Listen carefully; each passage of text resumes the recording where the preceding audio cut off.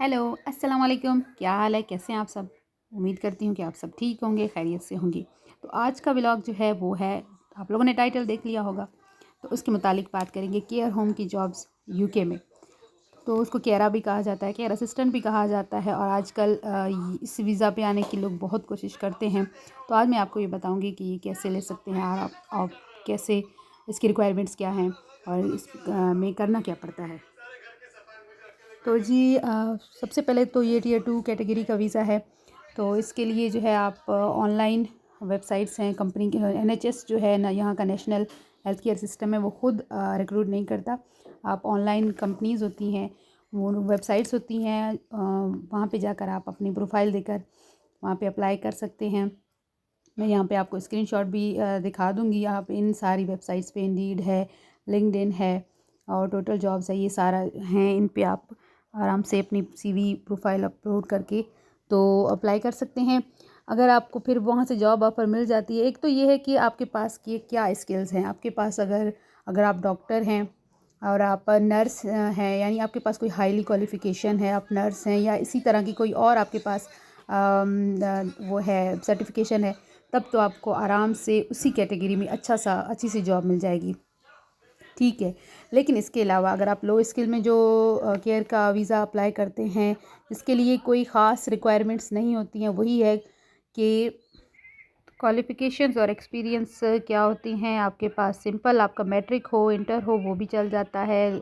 आपका जो आईएलटीएस का बैंड है वो मिनिमम 4.5 बैंड होना चाहिए। आपके पास अच्छी सी सीवी हो, और पुलिस कैरेक्टर सर्टिफिकेट हो क्लियरेंस वाली, और आपके पास बैंक स्टेटमेंट हो, टीबी टेस्ट आपका क्लियर हो, और ड्राइविंग लाइसेंस हो। ये चीज़ें आपके पास हैं तो आप आराम से अप्लाई कर सकते हो, और आपको केयर होम की जॉब मिल सकती है। उसके अलावा मैं आपको ये बताऊं कि आपको करना क्या होता है। सर, ये बात मैं क्लियर कर दूं कि एनएचएस खुद ऑफ़र नहीं करती है जॉब, वो कंपनीज़ के थ्रू प्राइवेट एजेंसीज़ जो हैं वो हायर करती हैं। और जो है कि सॉलिसिटर्स होते हैं वो भी करते हैं, लेकिन वो आपको अच्छी खासी अमाउंट चार्ज करती हैं, अच्छा खासा पैसा लेकर फिर आपको ये जॉब रिक्रूट करने में आपकी मदद करती हैं, आपको ये जॉब दिलवाती हैं। ठीक है। तो उसके अलावा अभी मैं आपको बताती हूँ कि आपको इस जॉब में, अच्छा, आप अपने डिपेंडेंट को ला सकते हैं, अपनी फैमिली को ला सकते हैं। आपका डिपेंडेंट जो है वो इसमें फुल टाइम काम करेगा, उसको फुल टाइम की इजाज़त होगी। तो आप भी जॉब कर रहे हैं और वो भी, तो आपका अच्छा सा हो जाएगा। सिंपली आपने ऑनलाइन ही वेबसाइट्स पे जाके इस जॉब के लिए अप्लाई करना होता है। अच्छा, आपने क्या करना होता है, जैसे केयर होम के नाम से आपको पता चल रहा होगा, आपने क्या करना है, यहाँ पे ओल्ड जो एज के लोग होते हैं उनकी केयर करनी होती है। सिर्फ ओल्ड एज उसमें नहीं हो सकते हैं, 99% जो होते हैं वो ओल्ड ही होते हैं, लेकिन हो सकता है किसी यंग की, किसी बच्चे की भी आपसे करवाई जाए।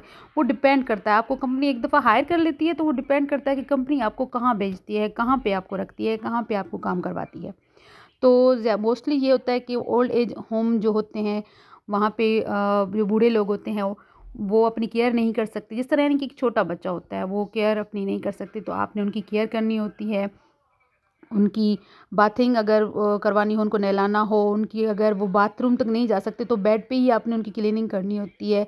उनका कभी-कभार आपने उनका रूम भी साफ़ करना होता है, उनको न्यूज़पेपर पढ़ के सुनाना होता है, उनकी मेडिकेशन है, अगर मेडिसिन है तो वो आपको टाइम पे देनी होती है। ठीक है? तो this is not an easy task. Okay, मेरी नज़र में 8 टू 12 आवर्स आपने ये काम करना होता है। अच्छा, आपने उन अगर वो वॉशरूम जाकर खुद वॉश नहीं कर सकते तो आपने उनके डायपर्स भी चेंज करने होते हैं, उनको नहलाना-धुलाना भी आपने ही होता है, ये काम भी हो सकता है। ये भी नहीं है कि आप अगर मर्द हैं तो आप ये डिमांड करें कि मैं मर्द का ही करूँगा, या अगर आप औरत हैं तो मैं औरत का ही करूँगी। No, this is not.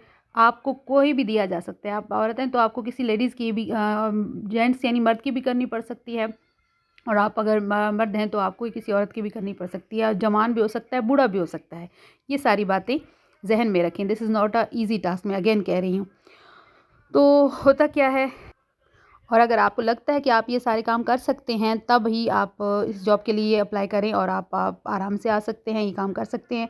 ऐसा भी नहीं है कि सिर्फ़ आपको यही काम करना हो सकता है, इसमें बहुत सारे, तो कंपनी आपको रिसेप्शन के लिए भी रख सकती है, आपको लॉन्ड्री के काम के लिए भी रख सकती है, क्योंकि कंपनी है तो वो बहुत सारे उसके पास काम हो सकते हैं।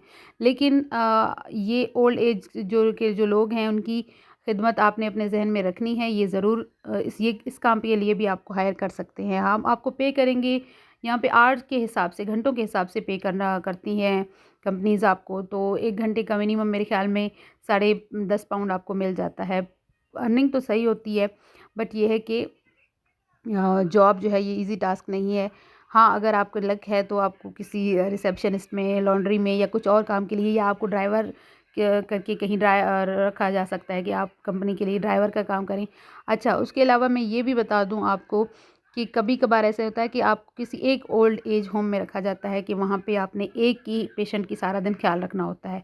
कभी-कभार ऐसा भी होता है कि आपको 3-4 अलग से घरों में जाना पड़ता है, डोर टू डोर जाना पड़ता है।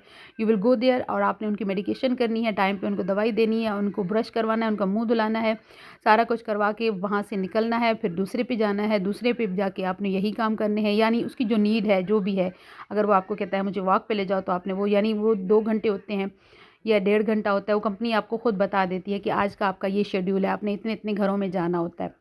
तो ये काम भी हो सकता है। तो इन सब चीज़ों को आप अपने ज़हन में रखें। अच्छा, स्टूडेंट्स जो हैं वो भी ये काम कर सकते हैं, क्योंकि स्टूडेंट को यहाँ पे 20 आवर्स अलाउ होते हैं वीक में। तो स्टूडेंट भी ये काम कर सकते हैं as a part time. But फिर उनकी स्टडीज़ का अगर ना हो तब भी वो कर सकते हैं। उनको ये फ़ायदा होता है कि बाद में जब उनकी एजुकेशन कंप्लीट हो जाती है, डिग्री, तब वो इसी काम को, क्योंकि लोग फिर उनको प्रेफ़र करेंगे क्योंकि ये काम उन्होंने किया हुआ है, तो फिर उनको ये फुल टाइम भी यही जॉब मिल सकता है। क्या कुछ लोगों के ज़हन में ये क्यूरीज़ आती हैं कि क्या हमें इंडिया, पाकिस्तान या बांग्लादेश से अप्लाई कर सकते हैं? तो जी, आप बिल्कुल कर सकते हैं, लेकिन ये है कि मैं ये रिकमेंड करूँगी आपको कि आप जिस बंदे पे आप अप्रोच करते हैं, जो एजेंट होता है, तब आप क्या करेंगे, आपको वो कहता है कि ठीक है भई, जॉब आपको हम दे दिलवा देंगे, इतना-इतना पैसा डिमांड करेंगे, 15,000 20,000 पाउंड।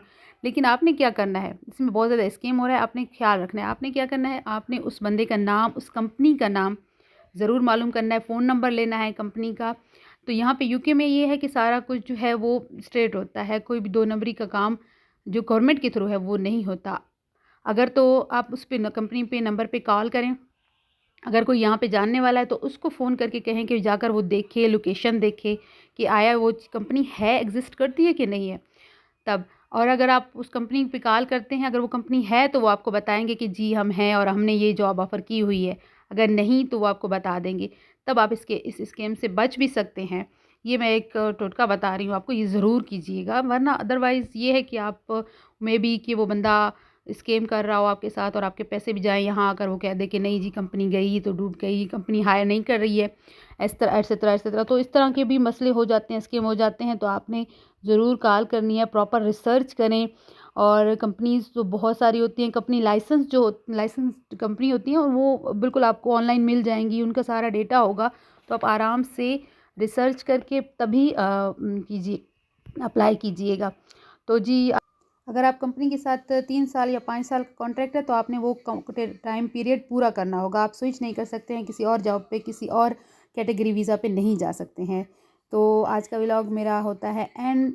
मेरे चैनल को लाइक करें, शेयर करें, सब्सक्राइब करें। सब्सक्राइब ज़रूर कर दिया करें, एक मोटिवेशन मिलती है हमें नेक्स्ट वीडियो बनाने के लिए। और आपको किन टॉपिक्स पे वीडियोस देखनी है और मुझे ज़रूर बताइएगा। आज के व्लॉग के बारे में कमेंट सेक्शन में ज़रूर बताइएगा कि आपको कितनी हेल्पफुल लगी है। और अगर मेरे से कोई गलती हो गई हो तो वो भी ज़रूर बताइएगा कमेंट में। Thanks for watching, bye. अपना बहुत सारा ख्याल रखें।